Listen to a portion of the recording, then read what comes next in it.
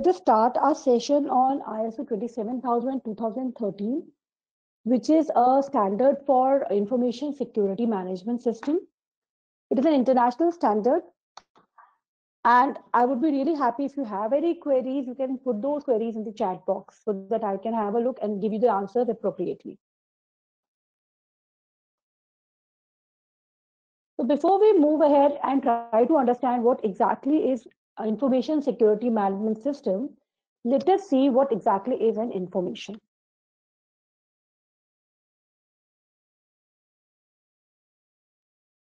So information is any kind of a data or a fact which has been collated together for a purpose. It has to have a meaning and an interpretation. So anything, whatever we are doing, we are having a training, we are transferring some information while imparting this training. We are transferring some information, some data here, which is having some meaning to it. So that is an information. But there's so much information lying in our offices in the form of papers, in the form of electronic files. It is in the form of your data, information systems, newsletters, even the banners and the notices on the notice boards. Sometimes from the support customer applications or customer complaints as well. So we have to identify and segregate the data and pull out the information which is of any use to us.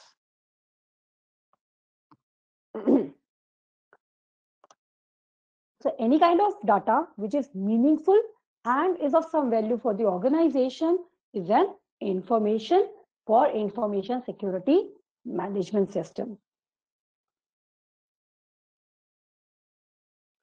It is an asset because if the data is leaked out, it may be misused against the reputation of the business. Like any other business asset, it is also a very important asset and has to be protected and kept updated accordingly.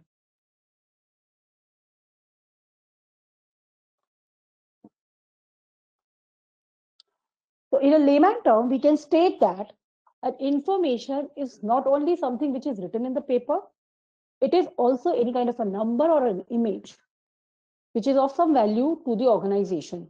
It can be a knowledge, it can be a concept, it can be an idea in the brains of your employees. It can be your brands, right? So anything which is comprising any of these categories comes under the category of information which need to be protected, which is an asset for the organization and becomes a part of information security management system. We are working in an interconnected world. Hence, we have so much information getting transferred from one person to another on a daily basis. Nowadays, because of the COVID-19 situation, we are actually working from home and we are transferring a lot of information on a daily basis across our laptops, across our meeting rooms, our online chats. So these information is prone to getting leaked. So if leaked out, it can be a harmful situation for any kind of a business. It has a very severe consequences to it.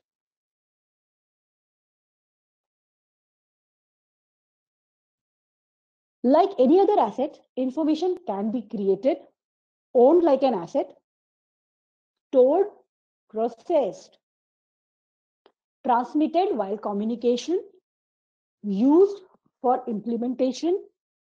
It can be modified or can be corrupted in both ways. It can be shared or can be disclosed authorized way or unauthorized way. It can be destroyed or it can get lost. It can be stolen. Hence, it is required to be controlled, secured, and protected throughout its existence. So we have to protect our information throughout the complete life cycle of the information. That is what is information security management system 2. This brings us to the concept of information security. I'm sorry. So information security, which we usually call in simple words as InfoSec, it is a practice of protecting both physical as well as digital information. So when we are talking about information, we are not only talking about the information which is there in your laptops or your mobile phones. We are also talking about those information which is available in your files in the form of a printed papers, contracts, anything, any kind of an NDAs, all these are part of your information security. So the purpose of information security is there should not be any unauthorized access of this kind of an information and should not be destructed without any approval. The proper approval is required for destruction of any such kind of information which is identified under information security. Information security is what keeps valuable information free from danger. And how you ensure that they are free from danger? By taking proactive actions against it to ensure that they are safe.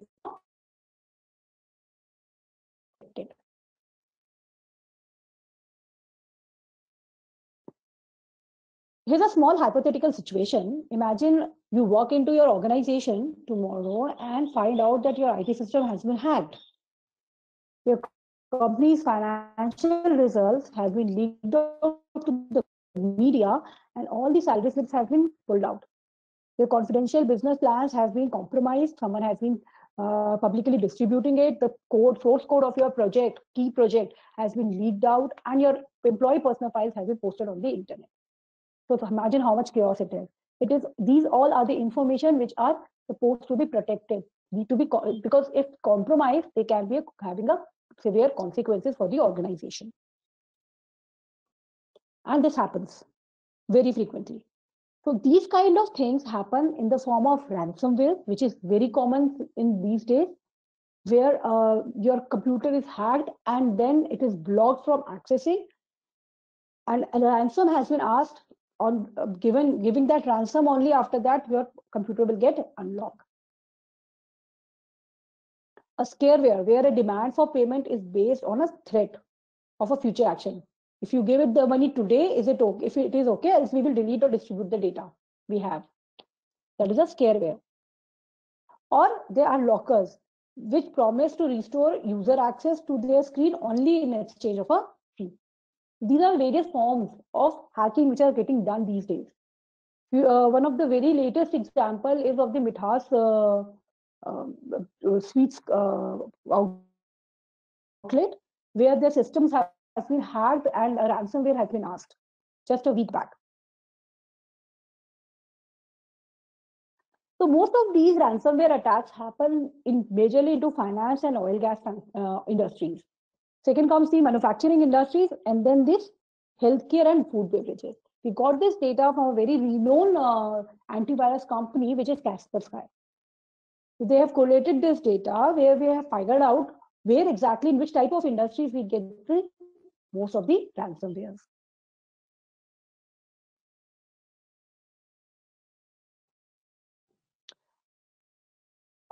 In early October, we also had a similar kind of situation with Haldiram, where a 7.50 lakh rupees has been demanded for releasing as the information will be released by the hackers.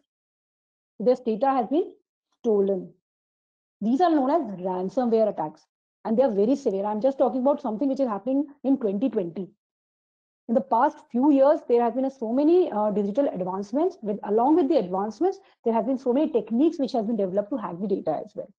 So with the good technology coming in, we also have good strategies by the hackers to hack the systems. So it is very important to ensure that our systems are updated. Similar kind of issue happened in May 2020 with Unacademy. You must have heard about Unacademy. Unacademy is an online website for teaching you the various technologies and the courses. They also had a similar kind of a data breach, where their 22 million user data account has been compromised. So imagine you have created a username, email address, and password. You might have also provided your credit card information on their website. All such information has been leaked out. So this is what is the consequences. So it is very important to ensure that our systems are kept up to date. All our systems are updated. All our systems are ready to fight the upcoming attacks by the hackers.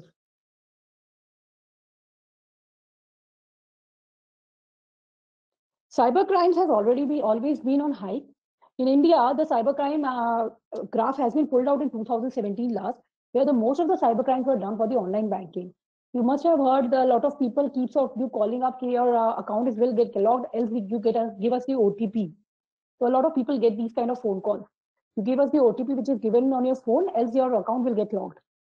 That is a kind of a online banking frauds which happen very often. Social media related hacking, it usually is used in the form of a phishing. A new type of hacking was getting done on WhatsApp. It was happening since last year, where some known person's account will be hacked, and that person will send you a message that we urgently require certain money, so please transfer that money in our Paytm account or some other account. So these are all part of your social media related cyber crimes. So similar kind of crimes keeps on happening.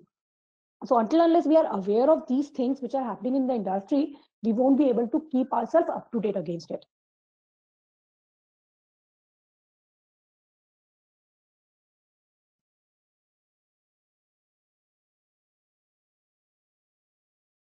Information security is nothing, it's not something which you can buy. It is not like an antivirus you install and it will work. It is something, it's a kind of a process where you have to do something. You have to continuously work against it to ensure your information is secured. It is kept up to date. It is kept under wraps and is only accessed by the authorized person. It is achieved using the combination of suitable strategies and approaches depending upon the organization to organization. We need to identify the risk, what are the risks to our organization, what are critical data which we need to protect. Obviously, there's so much data in an organization. We cannot protect everything. It is very difficult to protect everything, all the information. So we have to segregate our information. We have to identify which information we need to protect, which information is not going to hamper the image of the organization. So we need to identify the risk against those information. What type of risks are expected in my organization? Depending upon the way I'm protecting it, what are the controls, existing controls we have implemented in our organization. Also, we need to identify CIA, which is confidentiality, integrity, and availability for each of my critical assets. We need to also do of incident management to ensure if there are kind of a recurring incidents, then we have to look into those. And we also need to secure people, processes, and technology, and not only IT. It's a big misconception with information security that it is only about IT. It is not only about IT. It is about people, processes, and technology. Because nowadays, information travels through all the mediums. It's not only via emails or through web.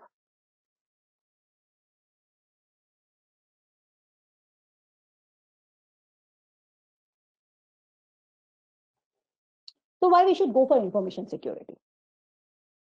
First and very important thing is it secures your information in all forms.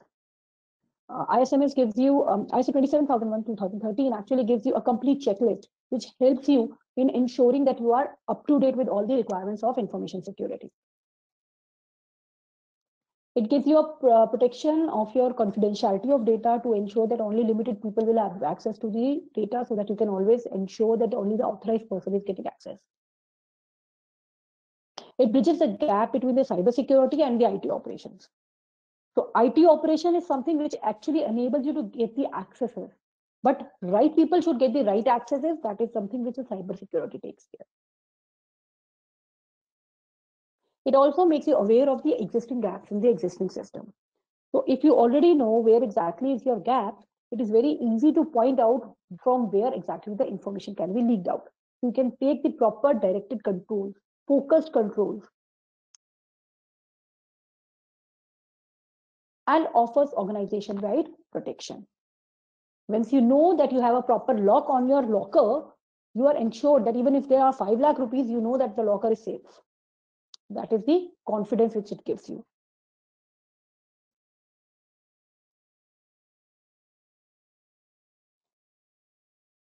This brings us to the point, what exactly is ISO 27001 2013? So it's an international standard by ISO, which is a non-profit organization from Switzerland, and it takes care of all the standards. And how it can help you, we will discuss it in this session.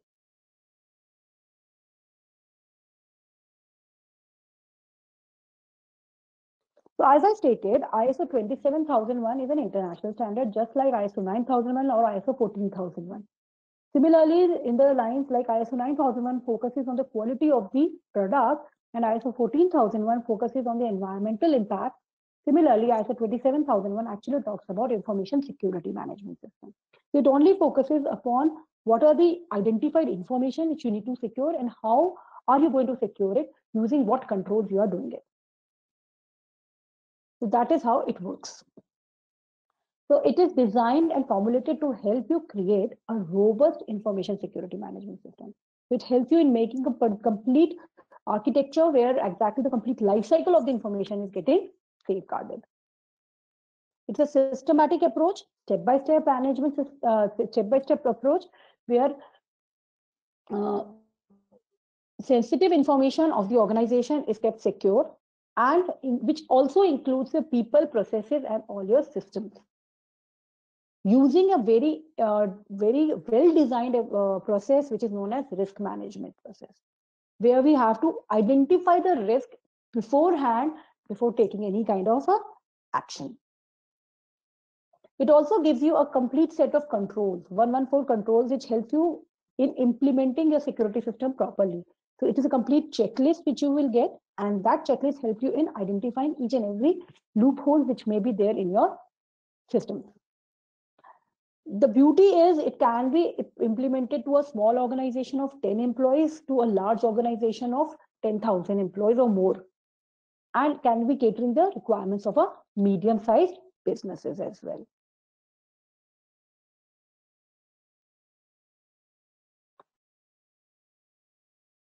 A small history of ISO 27001.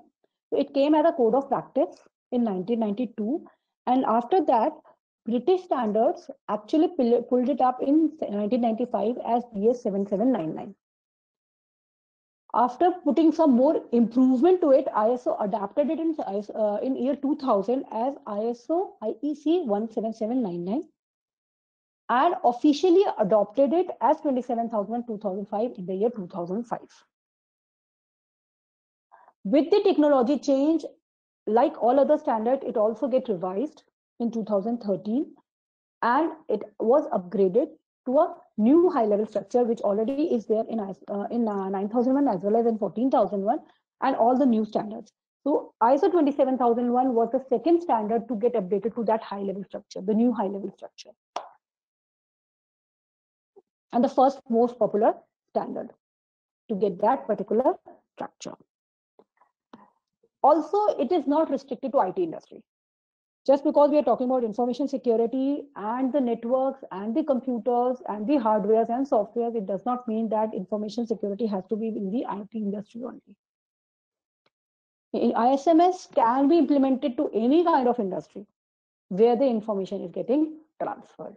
Can you give me a particular name of any kind of a organization where there is no information transfer or where we are not using any kind of a laptop or a machine or a computer? If we are saving any kind of information even in a file, that can also come under the scope of ISMS. So wherever we are safeguarding any kind of an information, ISMS can be implemented. It has nothing to do with the IT industry, although a lot of information gets traveled in IT industry. That is why most of the people goes for it. But it also caters to all types of industries. If we see from the critical information perspective, banks have a lot of critical information. Then again, insurance companies capture a lot of critical information, individual personal information of a lot of employees. Similarly, call centers have captured a lot of information. So these companies actually should come under the ISMS portfolio.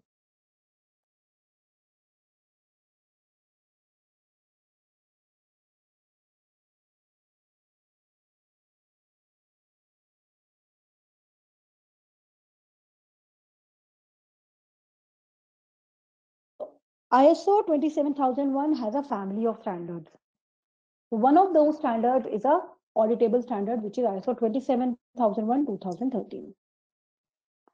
All other standards in ISO 27000 family are the guiding standards. You can get a certificate only against the ISO 27001. Rest all standards in this family are the guiding standards. You cannot apply for a certificate against the same.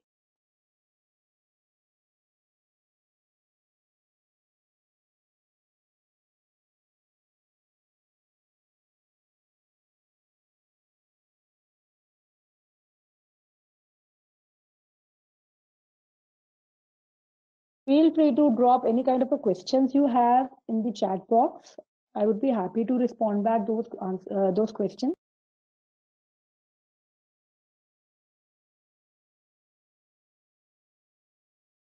ISO 27001 is based on three principles, three objectives, which is CIA. That is confidentiality, which means property that information is not made available or disclosed to unauthorized individuals, entities, or processes. 2000, that making information accessible only to those who are authorized to use it. Ensuring the information which is critical in nature should be kept confidential. Kind of information has to undergo with the principle of confidentiality. Second is integrity. Integrity is property of protecting the accuracy and completeness of assets as per ISO 27000:2018 clause number 2.36. That is safeguarding the accuracy and completeness of information and processing methods. That means whatever information we are capturing has to be updated, correct, accurate. It should not be old. It should not be. I mean, it should be reviewed on the fine frequency.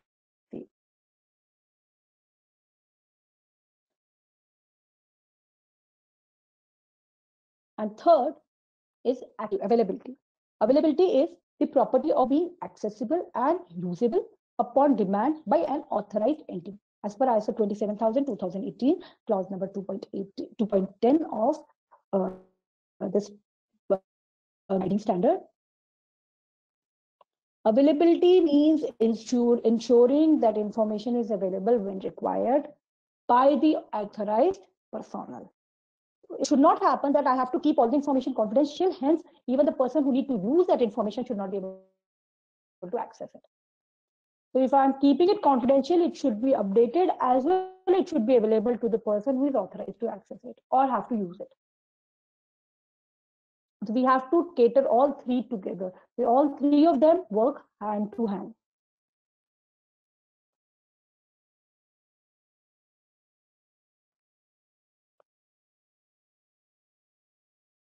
So information security can be achieved through technical means is limited. So if you are thinking that we can implement some tool or we can install a tool and information security can be given to us, or if we put a firewall, information security there, or if we install for antivirus, we will have all our information secure, then that is not possible. Because every day there are new ways which are getting introduced to hack the data. You have to keep yourself updated. Security of people, policies, processes. A lot of hacking happens because of social engineering. Social engineering means the word of mouth, which is getting transferred within the organization. The grapevine, these are all social engineering. Intentional or unintentional, both ways. Spreading of information, the resources are not unlimited. So if I want to secure each and every information, I do not have all the servers. I do not have multiple resources to ensure that. And it is not a one-time exercise. It has to be an ongoing activity. You cannot say, if I've done it this year, it will be secure for next 10 years. It will be done every year. It is a continuous cycle.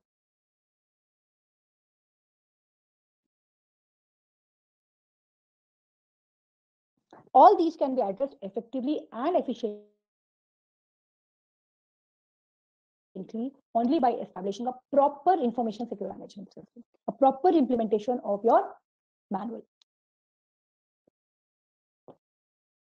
So, very important question when we talk about ISMS, who is responsible for implementing the ISMS? Most of the people say IT team, but it is actually everyone's job. It is not the IT, because people always love to break the rules. It is our responsibility as an individual. Everyone in the organization is responsible for ensuring the information security within the organization.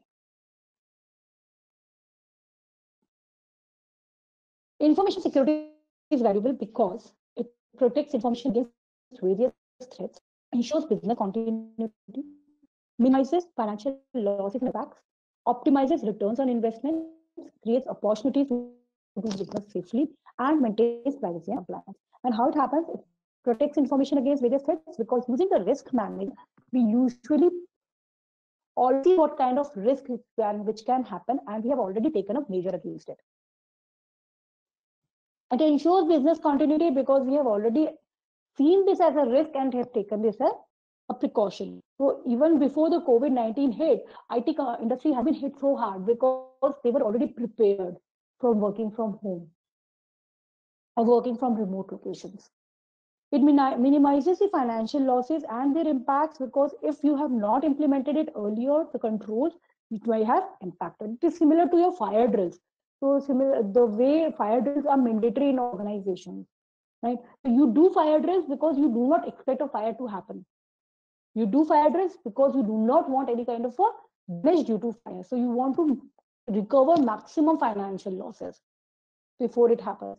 So similarly, we do ISMS, a drill which is required. Top is the return on investments because it will reduce your rework, it will reduce your revisit, loss of the act of loss of information, the reputation of the organization. It all caters to that. And because there will be all these things will be there, so they will be appointed to do business safely. Now I'm confident that my business will not get impacted easily. And it also helps us in maintaining the privacy and compliance due to the way it has been drafted, the way the checklist has been introduced.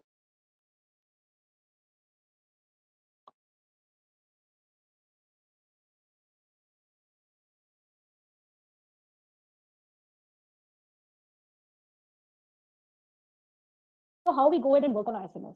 We first need to identify the assets. Then identify the threats and the vulnerabilities against the same and do a risk management over it. During the risk assessment, we identify the security requirements, business requirements, as well as legal requirements.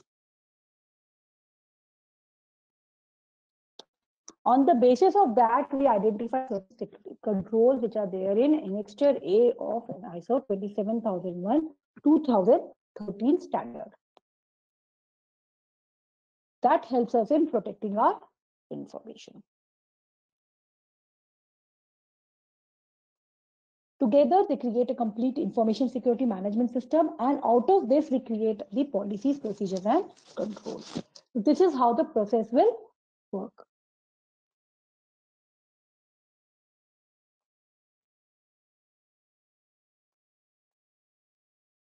A beauty of ISO 27001 is, and a uniqueness as well, that it also has an Annexure A. Annexure A is a kind of a checklist which has control objectives and controls mentioned within the standard.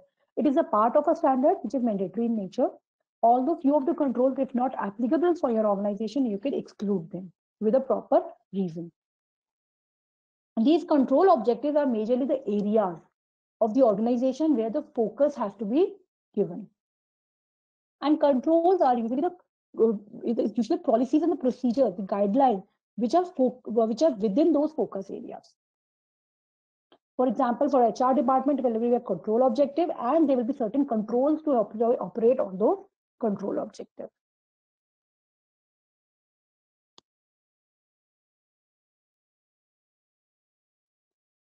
And along with that, we have and that is also known as Annexure A. This Annexure A is a kind of a checklist. It's a complete tabular format and is part of 27001 standard since the beginning. Currently, in the Annexure A, there are 14 control areas, 34 control objectives, and 114 control points. These are the 14 control areas which you can see within this wheel, which is also working around the PDCA cycle. So if you notice, it is focusing on HR department. It is also talking about asset management.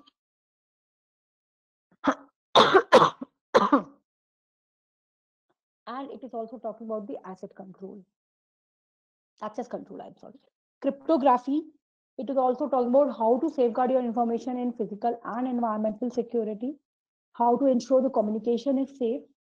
In case you are developing a software or project, how you are maintaining and developing, how you are ensuring that the patented information is safeguarded, how you are ensuring the information is not leaked out from the supplier side, how you are ensuring the supplier relationship, also how you're maintaining the incident management, how you're monitoring your incidents within the organization. It is specific to your information security incidents. Also, one of the very good part is business continuity. In case of any kind of a roadblocker like a pandemic right now, COVID-19, how you're ensuring your business should be continuing. So those organizations which has already implemented ISO 27001 now are already were ready with the impact, because they had already done the drills to ensure that in case such kind of situation will arrive, how we will get back to our feet, how much time it will take to ensure there is no business loss. It also takes care about the compliance related information, especially government policies, any kind of legal requirements, regulatory requirements, all are taken care within the NXRA.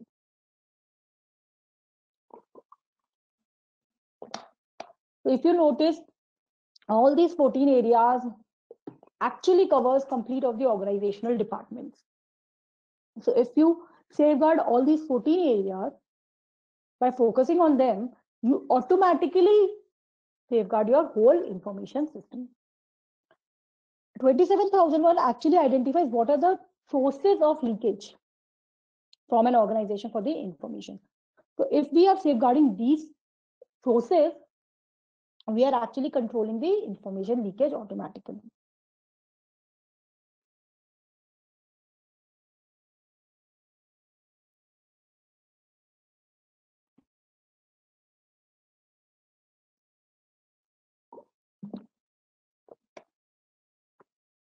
So why security incidents are important? We keep on getting downtimes very frequently. What is happening? Our business is getting interrupted. Now, because of the slow network, I'm not able to process the information on time.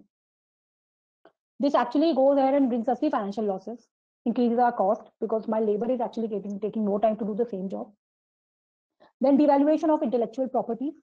So my intellectual properties like my IPR, they are getting misused. Brand values are getting lessened up. And somehow I may break some laws or regulation due to these incidents.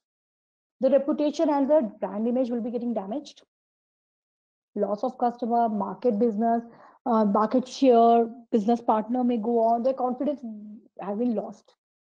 And there will be a fear, uncertainty, and doubt. These incidents have to be controlled. So once these incidents are controlled, you can focus on the source of the problem.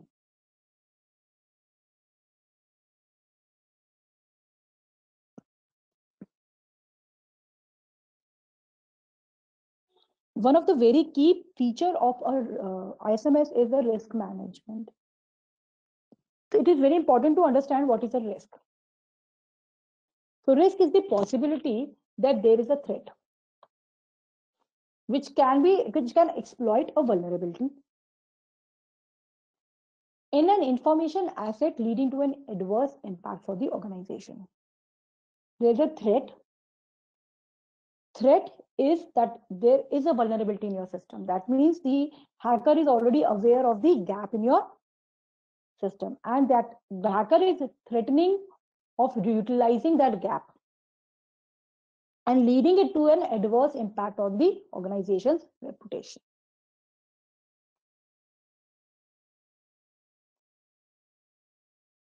That means threat is something that might cause harm.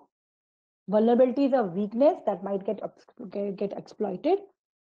An impact can be a financial damage or a damage of brand image.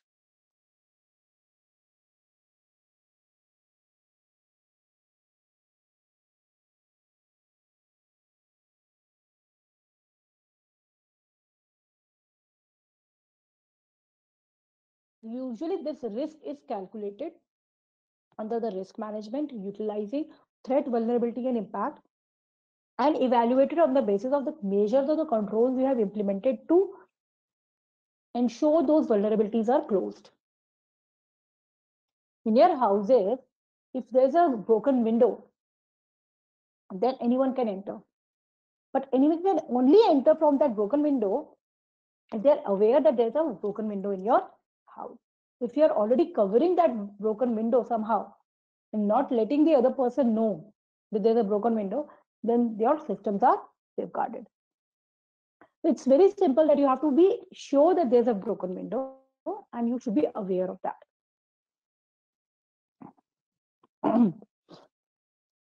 The management and evaluation of the risk are the key aspects of ISO 27001. As a result of the risk assessment, a list of identified risk is made and ranked in order of severity measures. So you actually rank them in a manner that high risk will always go up and low risk will come down. So we'll start fixing from the top high risk items.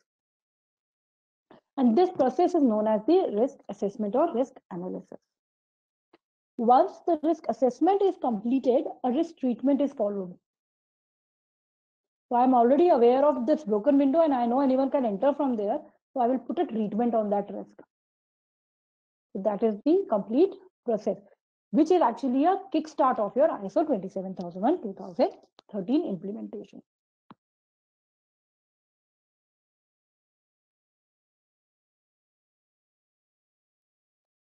So they are all interrelated. Threats can exploit vulnerabilities. Vulnerabilities compromises the information assets. Vulnerabilities can increase the risk and threats can also increase the risk.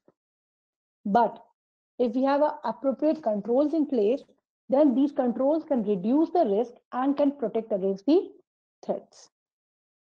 Similarly, if we have a proper security requirements which are met by those controls, then they will be protecting against the threats and reduce the risk to information assets. Information assets have value and this value increases the risk, which indicates the security requirements met by the controls. A very good example for this, you have 5,000 rupees in your house. If you put a small lock over it, that will be suffice. But if you have 50 lakh rupees in your house, a small lock will not help. You might get a guarded gate, or you might get a big lock or properly a digital lock in place. So it all depends what is the value of your information. Higher the value of the information, better should be the controls on the safeguarding of those information.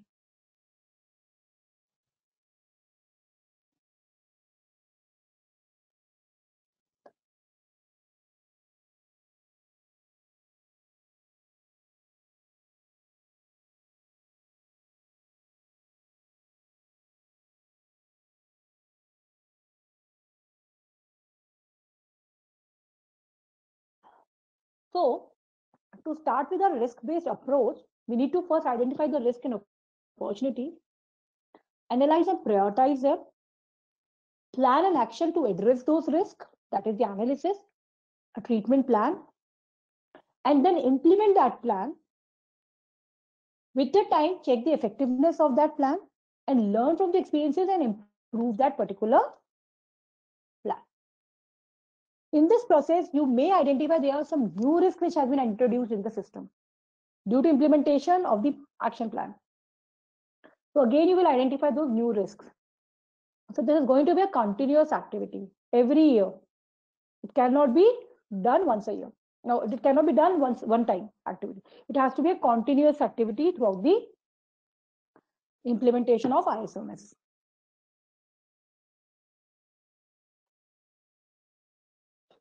There are various types of threats in the industry. There are human errors, then intellectual property issues, then there are frauds, there are system network attacks. Then also we have service issues. We have force of nature, like natural calamities, hardware issues, software issues. There are so many things. And then there are certain hardware and software which becomes obsolete. 2 years back, because of Windows XP, Windows 2000. So the attack was actually specified for only Windows 2000 servers because they were absolutely obsolete in nature. So all the ransomwares came to those particular servers. So threat can be of any nature. A human error may actually compromise the implementation of a good software. Then there can be a industrial espionage, a fraud. So all these types of threats can be catered under ISO 27001 2013.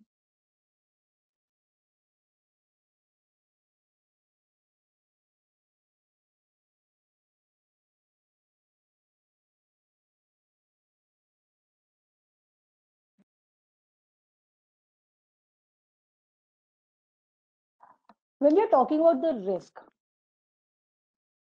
once we are done with the risk assessment and the risk analysis, as stated, we also have to do a risk treatment.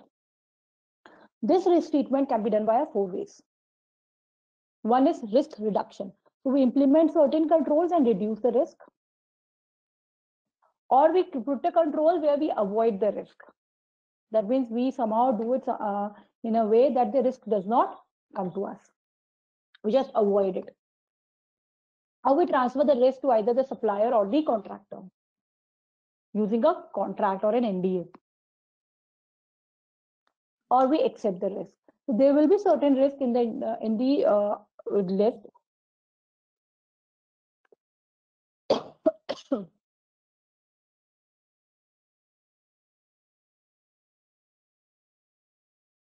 There will be certain risk in the list which cannot be controlled. Either we cannot put any kind of a control which can reduce it, or we cannot avoid it, or we cannot even transfer it. Those risks are usually accepted, but the acceptance has to be in the return by the top management with the proper approval. So how do we secure our information assets? So here are some strategies which we can do. We can utilize the control clauses, which we talked about, 14 control areas, which is actually talking about the organization information security, asset management, HR, physical and environmental security, where we cater a lot of such kind of threats, which we talked in the previous slide.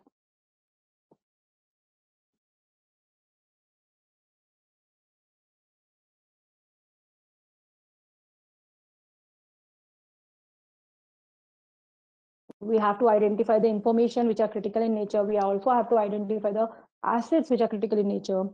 That we have to identify who will be authorized to access them, who will not be authorized to access them, who are supposed to bound by the contracts, bound by the NDAs.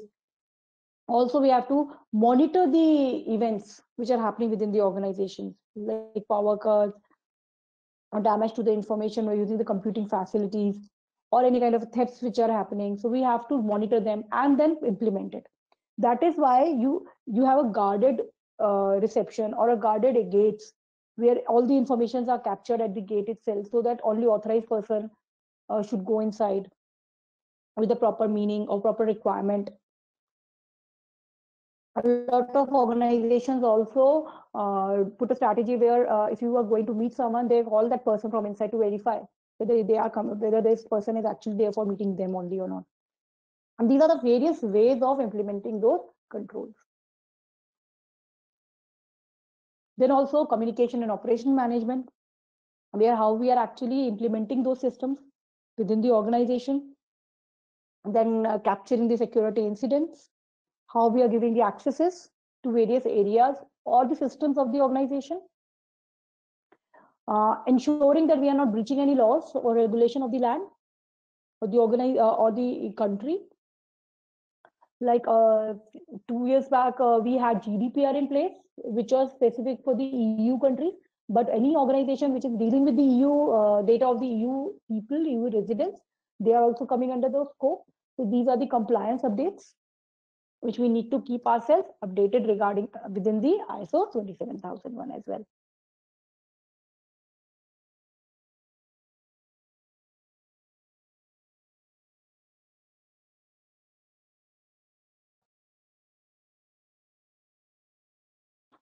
So this is, as we stated, it is a continuous process. We plan and establish the ISMS, we implement and operate the ISMS. We monitor it by reviewing it and then maintain it and improve it. So it's a plan, do, check, act. It's a complete PDCA cycle. We need to implement a ISMS policy. We ensure that the organization is secured. We identify the assets, classify those assets. We identify these controls which need to be implemented. We operationalize those controls in the process. Then we verify the process, whether it is up to the mark or there's a gap in the same. We take the appropriate corrective and preventive actions, implement those corrective actions, and does a management review to ensure everything is in place.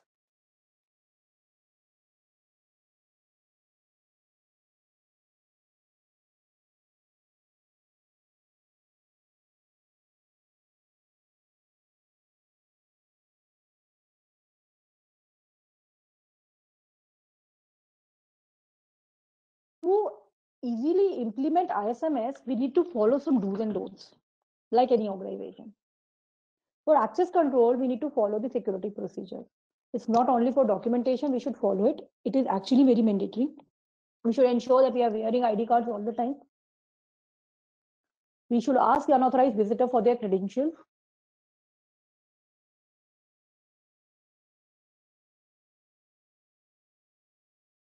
Not enforce to take the visitors in the office space, instead meet the visitors in the reception or conference room only.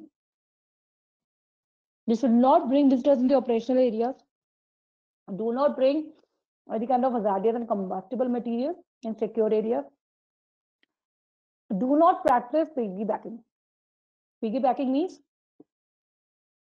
when someone is entering, we just tag along with them. Stop using the pen drives, zip drives, or any kind of a storage devices. If not allowed within the organization, we should not carry them. We should not transfer the office information on those particular pen drives or transfer it via emails also.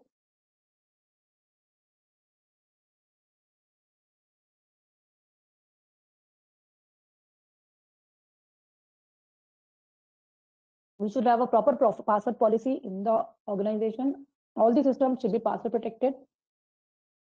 We try to use at least 8-character passwords with the special characters as well as alphabets and numbers.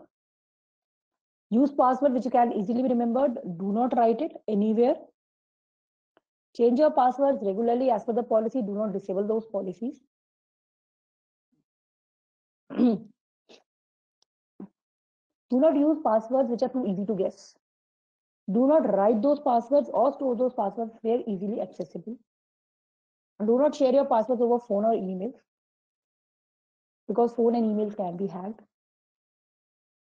Use passwords which do not match above complexity criteria. There's a small observation we have that how long it takes to crack a password. There are so many password cracking tools in the market now. So a 6-character password with only lowercase characters only takes 10 minutes. Whereas when the 6-character password with lower and uppercase characters takes approximately 10 hours. And if the symbols are added, it takes approximately 18 days. Can you see the variation? And if you increase the number of characters, 9-character password with lowercase, uppercase, and symbols usually take 44,530 years. So that is a good way of doing it. So 8 characters is also good, but 9 characters is awesome. Very nice. It is very difficult to crack such kind of passwords. Then email usage, we need to ensure that the emails are only used for the official purpose. Do not register on various mailing lists using your official IDs. Always follow the mail storage guidelines. Do not keep on adding up the spam mails within your mailboxes. Keep on deleting unnecessary emails. Keep your mailboxes clean. If some junk or spam mail is coming, then inform your help desk and system administrator immediately.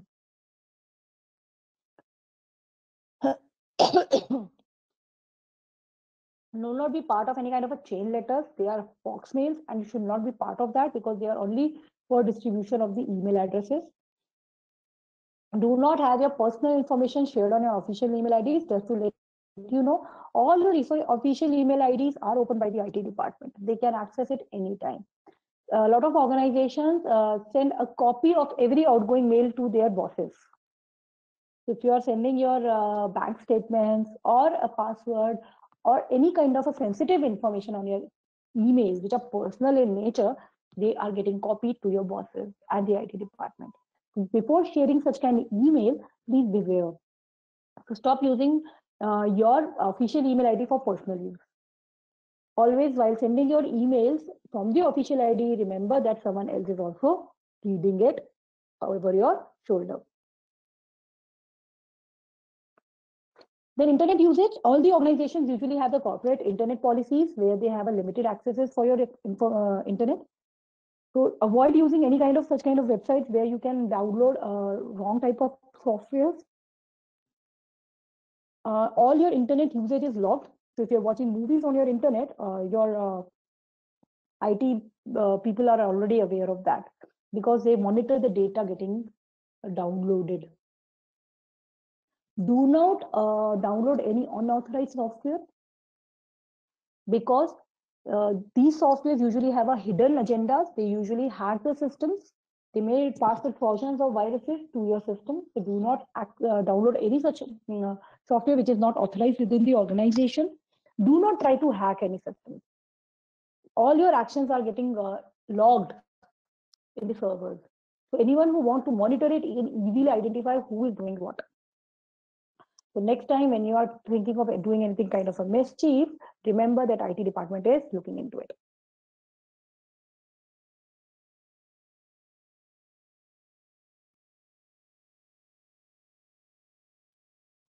You also need to be beware of malwares.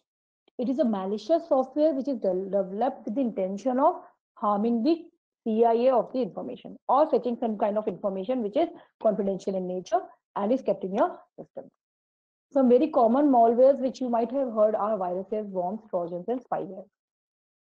They hide in the softwares in a small space and monitor your systems. They make your system slow and they also hijack the networks. Make sure the antivirus is properly running on your desktop so that they can identify most of the viruses, worms, and trojans and can make you aware of that. If you find anything malicious happening, anything strange happening on your system, immediately report to your IT service desk.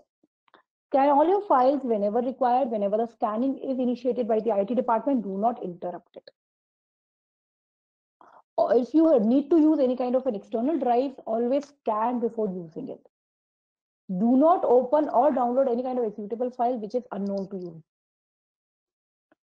because these executable files may hack your systems immediately. Similarly, the spam mails actually is there for collecting the information. These are the unsolicited emails broadcasted to so many people using a mailing list or individually or news groups. Sometimes they are good in nature because they are informative. But most of the times, these spam mails are waste because what happens, they just capture the email addresses for the marketing purpose. And using those information, they can hack your systems. So do not give your personal information on these spam emails. Try to keep a separate email ID for all such kind of mailing list if you want to have, which should not have any kind of a confidential information on our bank details. These are some precautions which can be taken before going ahead with the internet usage. Similarly, physical security, support your security guards in doing the scanning, doing the checking. Do not create a chaos outside them. So in physical security, unauthorized visitors should not be allowed within the premises. The premises should be clearly marked, stating what areas is where the visitors should be allowed and what areas there should not be any visitors allowed. If you notice somewhere written that only authorized access is required, do not try to forcefully enter or piggyback within that particular region. Do not bring any kind of a weapon or hazardous or combustible materials or recording devices which may create chaos in the secure areas.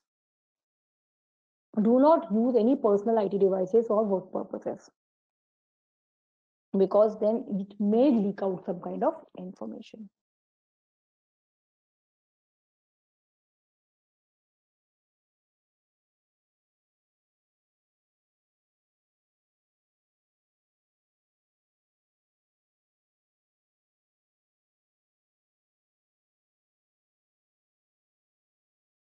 It is very important to identify what are the security incidents happening within your organization.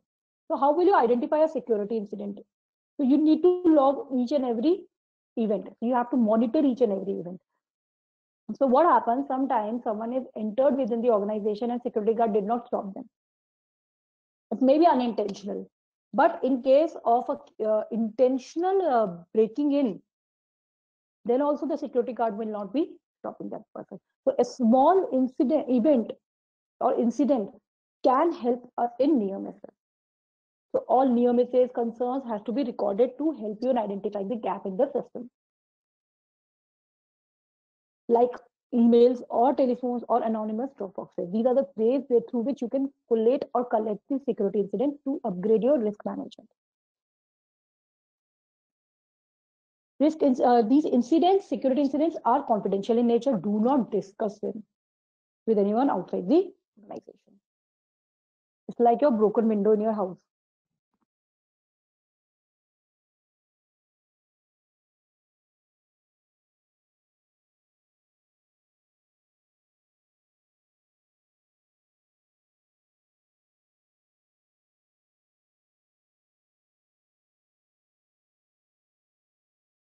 We talked about social engineering in the beginning. Social engineering is something where we intentionally or unintentionally share the sensitive information with the others in public. To avoid social engineering, it is very good that we should not discuss any kind of sensitive information in public at all. In India as well, a lot of people have this habit of discussing the project details at the tea shop outside your office gate. This is where the information sits out. Again, emails and telephones are easy to hack, so try not to send the information until unless you know the line is secure or without proper verification or identity. Always be assured of the person's identity when you receive a call which you are not expecting. And when discussing any important business issue, make sure no one is listening. So there's a small office spaces, a lot of people are sitting, so you're talking on a sensitive information, a person sitting beside you may be capturing your information or hearing it. Or you're discussing it at the lunchtime in the cafeteria and another person in the cafeteria is listening the same, especially in the case of shared cafeteria in the building.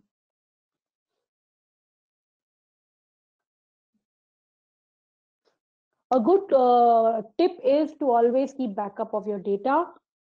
That is your responsibility. It is your data, hence it is your responsibility. If you lose it, you cannot get it back. Keep it a practice, always keep a backup. Not one, not two, keep 2, 3 backups.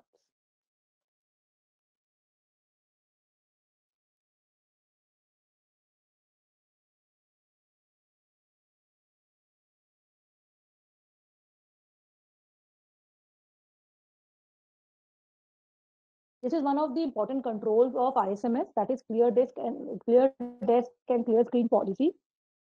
It states that you not write any kind of a confidential information in clear view. That means you should not write any information on your desk.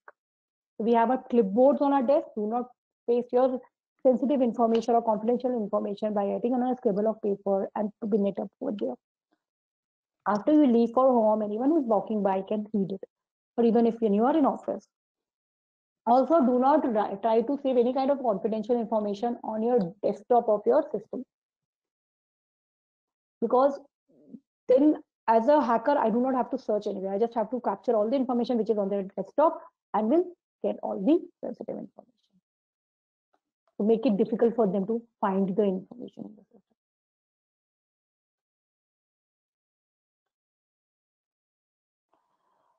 Remote access is one of the key point in COVID-19 situation. Everyone is working remotely. Hence, sometimes when we have a query, we give the remote accesses to all our employees. Remote access is giving remote access is like giving keys to your home. Ensure that you're giving it to only authorized person whom you can trust, and they take it back as soon as their work is done. Do not leave it with them. If you're giving the passwords, it is like giving the keys to your house. So ensure that you're giving the accesses only when you think that you can trust that person.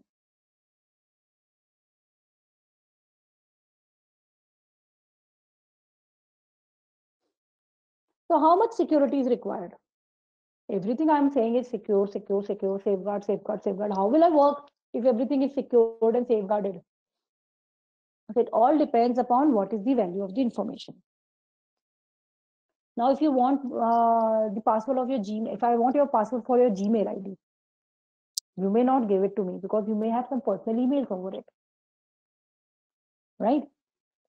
But then if you cannot give the password of your Gmail ID, why did you give the password of your official ID? It may also have a sensitive information. So understand the impact and the value of the information before deciding how much security is required. Obviously, the other person has to work, so we have to think against CIA, that is confidentiality, integrity, as well as availability of the information before putting any kind of a security on the system.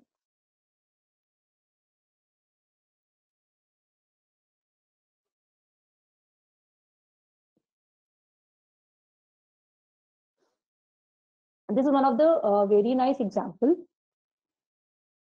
It is observed in a bank that there are no controls established for the courier services. That is a third party, it's a supplier, which are being used for sending the user and password of the account holders for the internet banking. So this is what happens in the banks also.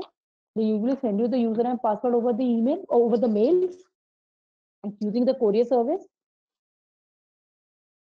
The auditee who explains, the person in charge within the bank explains that the username and password shall be activated when the account holder requests for the same once he gets the courier. Before that, the username and password will not get activated. Now, what will happen if a courier person opens the username and password and confirms it on the phone and pull out all the money in your bank by using the internet banking? Hence, we need to put a proper security controls over the suppliers and have to do a frequent audits at least once a year to ensure that they are following those security controls. Similarly, username and password should not be sent in the same mail, same courier. They should be sent separately because there are chances of sending it by the same person is very rare. So we are actually making it difficult for them to search for it. Also, another level of authentication should be added to activate it on the phone. Else, anyone can go ahead and activate the username and password. So these are the various controls we put in by identifying the risk and the security of the implementation of this process.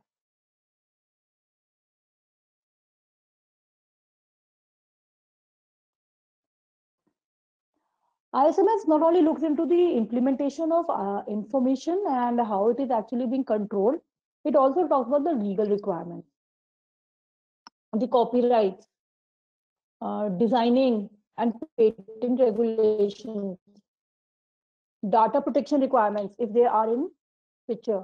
So like GDPR came for European Union, India is also working on a data protection act, which is still in the review, which may come out by 2021.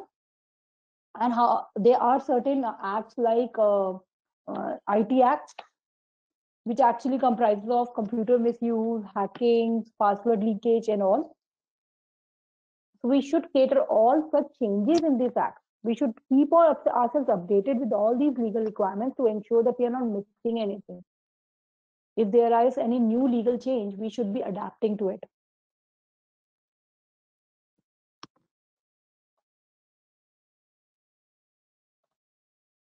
Giving us the edge. We also have to ensure that whatever records we are maintaining, obviously, when we are keeping so many controls, we are preparing a lot of records to ensure that these controls are properly implemented. those records which we are producing either manually or by an automated process has to be protected.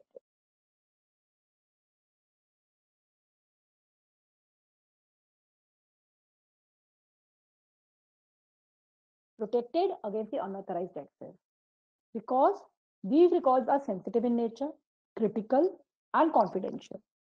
And they contain a lot of information which can be misused in future.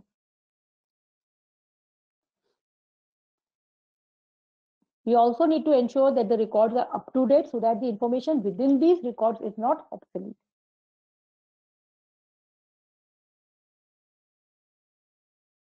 And a mechanism to ensure that the records are destroyed or retained properly for a period of time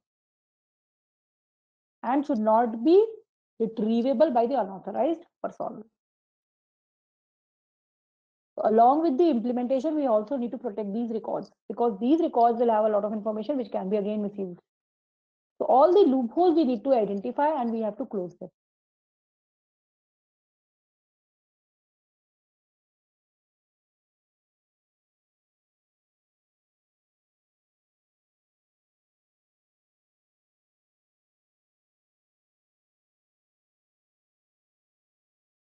These days, all the organizations are having a firewall.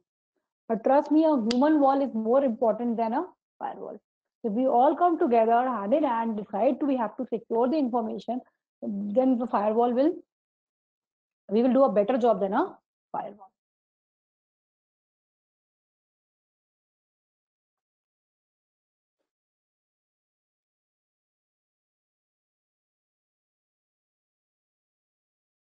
There are a lot of benefits of implementing ISO 27001.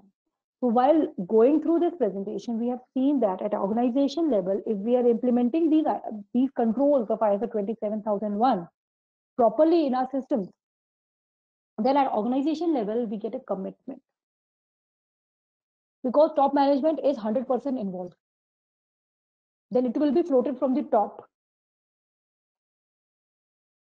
There will be a commitment because the annual review is required for each and every phase. Monitoring will be there. From a legal perspective, there will be a compliance because we are up to date with all the legal requirements, regulatory requirements within there, which are there in our domain. From operating level, we have a complete risk assessment done. Risk management is in place. So now we are more clear about what are the risks within our organization. We are aware of the broken windows within our organization. And we have put a control to ensure that how much safeguarding we can get. At the commercial level, we get confidence. We can state that, yes, this thing can happen or cannot happen within our organization. Because we get that confidence. And with confidence, get the credibility in the market. At financial level, we're definitely going to reduce a lot of costs, because the costs which supposed to be there because of the rework or the wastages, these are all reduced and can be implemented in a better way. And at a human level or a resource level, we get an improved employee awareness, employee retention, because the processes will be streamlined. There will be further opportunities. It will be more clear about the roles and responsibilities. Employees will be having a better intention to stay in the organization. They have a better awareness within the organization about the information security. They know what is their role and their responsibility to safeguard the information.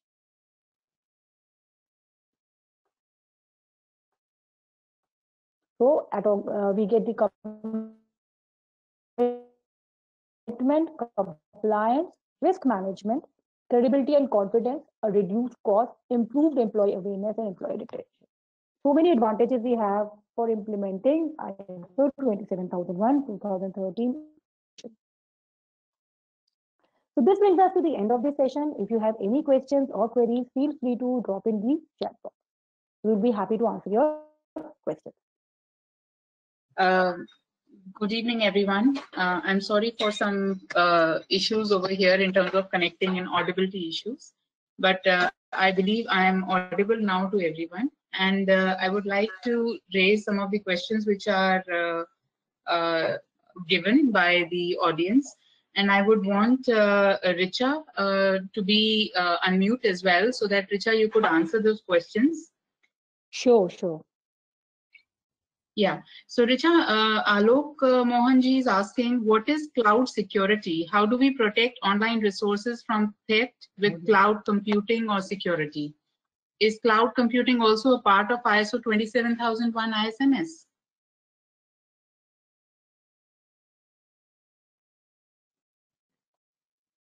Actually, a matter of Richa, are you there? fact, yes, cloud security comes under ISO 27001. Yeah, am I audible? Yes, yes, please. Yeah, I'm audible. Okay. So, yes, actually, cloud security does come under ISO 27001 2013.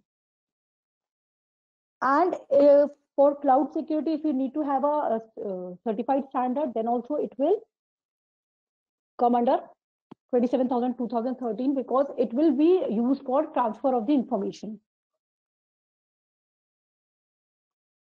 Okay, and how do we protect online resources from theft with cloud computing or security? Okay, it all depends upon how you are implementing your accesses. Because over the cloud security, Right. also you have usernames and passwords and the accesses. So you have to ensure the proper accesses are given. Instead of sharing of the passwords, we should be sharing the proper credentials. I mean, you should not be sharing your username password, instead give them the access. So what we usually do as a mistake, we create one user as an administrator and we share that password and username with all the employees. Instead, give the admin access to all the employees on their own username and password. That way it will be easy to track and you can give specific accesses. And by giving the specific accesses, we can control the leakage of information as well. Okay, perfect. I hope it answers your question, Mr. Alok Mohan. Mr. Ashok Nanda has also asked, does the standard say anything about the number of characters in the password, Richa? No, actually standard does not specify it anywhere. We specify it because of looking at the criticality. We just given it out as a tip. So the standard nowhere talks about what should be the complexity of the password on the system. But yes, it always talks about should be complex enough to be not able to crack easily. And all the systems should be password protected. That's it. Okay, wonderful. Thanks, Richa. Mr. Alok Mohan has yet another question. Do organizations have to maintain a high-level structure format, NXSL format, for streamlining the documentation manuals under multi-standard scenario in organizations for ISO 27001 standard also?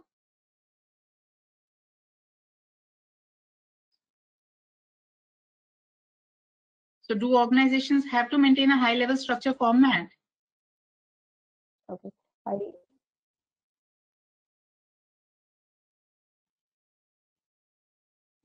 Okay. Happens. Organizations do not require to maintain the documentation more than what they are doing right now. ISO standard specifically states in the standard itself that your documentation should be integrated within the existing process. It does not say that you have to maintain separate documentation for ISO. It should be integrated within your existing process. So you should, if I talk about incident management, already tracking the incident either using a software or an Excel sheet. So you should be only making the complexity clear. Requirements should be integrated within that particular software or the Excel sheet. You should not be separately doing it. Similarly, if you're already tracking your assets, all the assets within an organization are usually tagged due to financial reasons. You just need to protect them as well. So we are not making a separate documentation. We are just enhancing the existing documentation. So you don't need documentation more than what is the requirement there. Okay. It depends upon the organization how much documentation they can maintain. If they do not want to maintain, if they just want to maintain one Excel sheet for the complete, that's how feasible.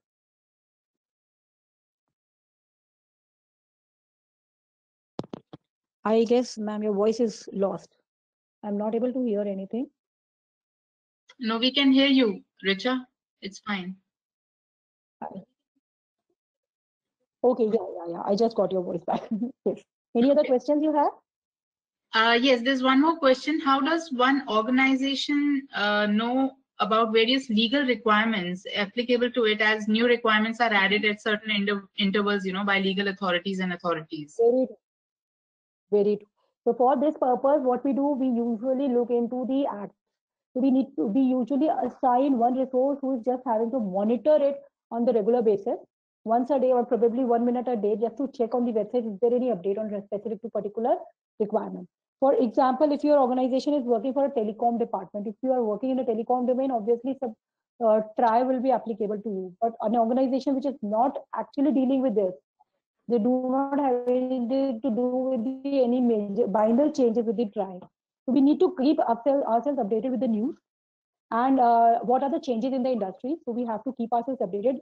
As of what I understand, you want to know if there is a particular source from where we can know what is updated. So currently there is no source where you can state ki these are the updated requirements specific to your industry, because again, there are organizations which are working on one industry and multiple industries. So it all depends upon what kind of industry you are working in. For a simple software industry which is working in a software management system, IT Act is more than applicable. So any changes in IT Act will be applicable to them. So similarly, you need to just look into those particular acts and policies which are applicable to your industry, and then keep tracking them.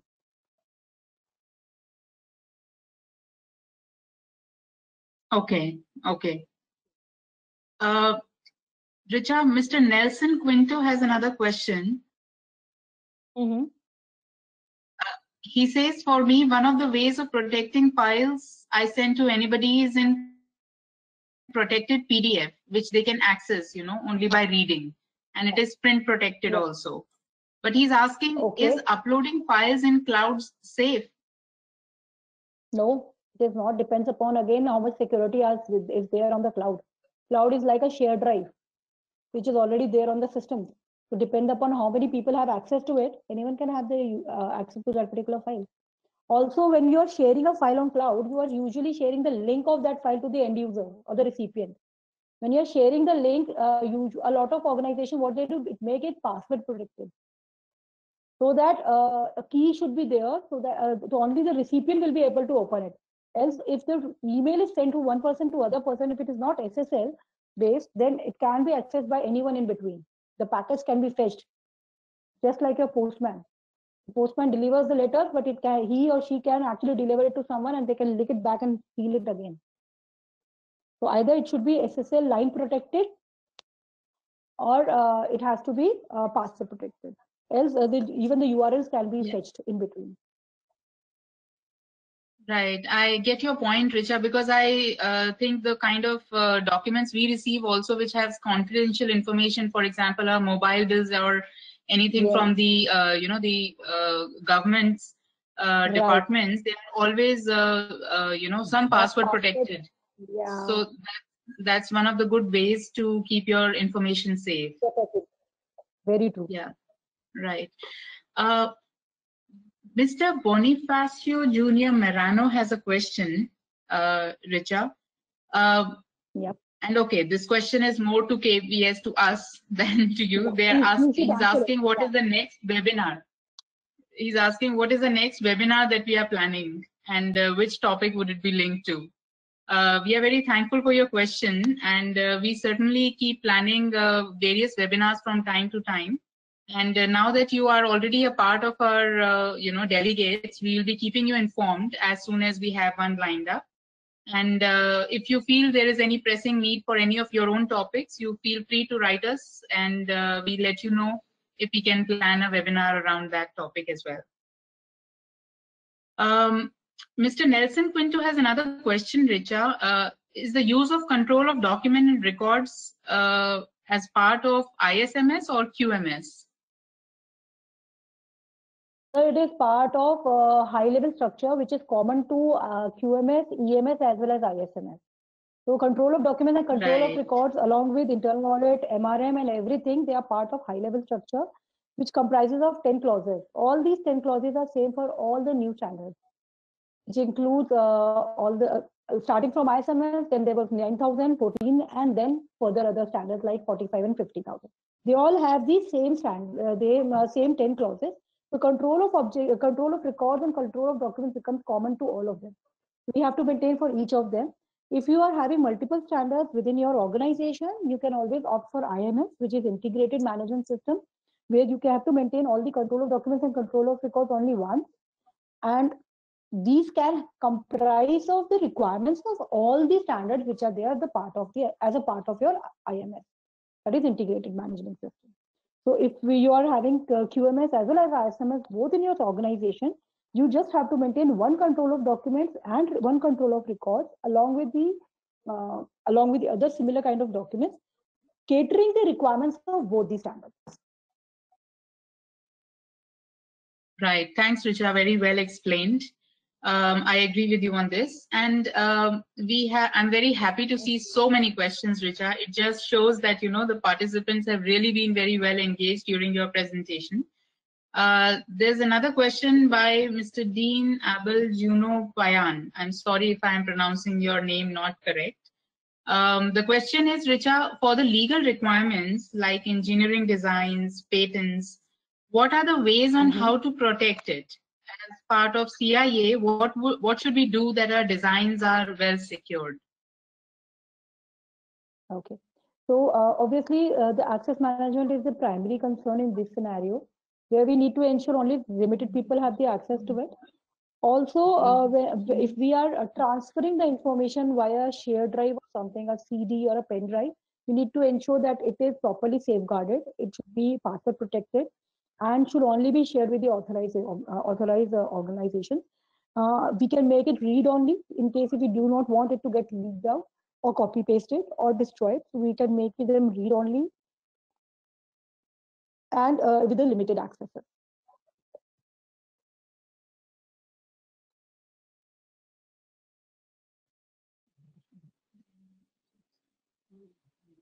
you. And I can also thanks. Thank you, Richa. Thank you so much for answering all the questions. We have with us also Managing Director of our company, Mr. Kaushal Goyal, and I would request him to say a few words to the delegates. Mr. Kaushal Goyal, over to you.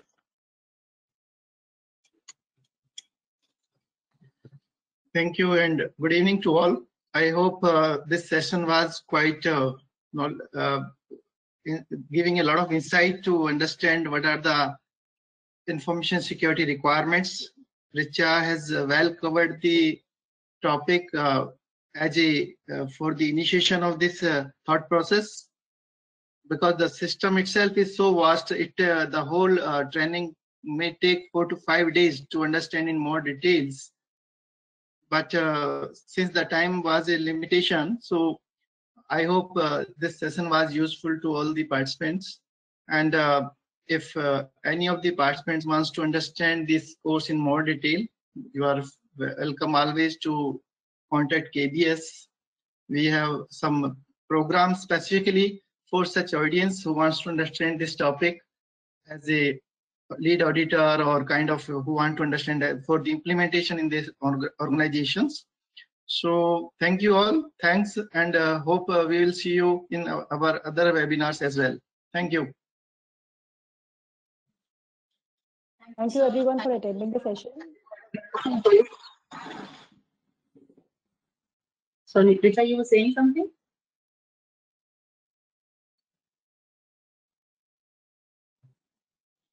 Okay, thank you everyone, and we look forward to see you again. Thanks once again for your participation. Thanks, Richa. Thanks, Richa. Bye-bye.